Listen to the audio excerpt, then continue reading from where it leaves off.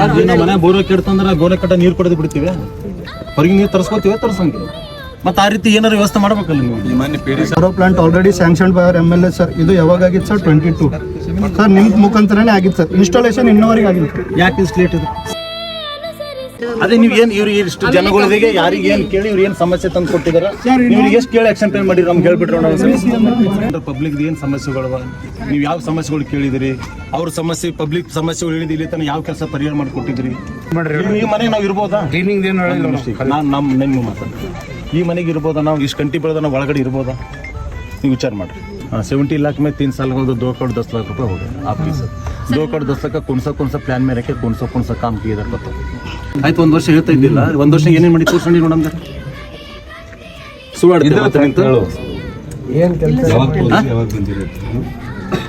ಏನು ಬರ್ತದೆ ನೀವು ಇಲ್ಲಿದ್ದು? ಇಲ್ಲ ಸರ್, ಅಲ್ಲಿ ಬರ್ತೀನಿ CMC ದಾಗ, ಅಲ್ಲಿ ತೋರ್ಸಕ್ಕೆ ಏನೇನು ಮಾಡಿದ ಒಂದು ವರ್ಷದಾಗ ಅಂತ.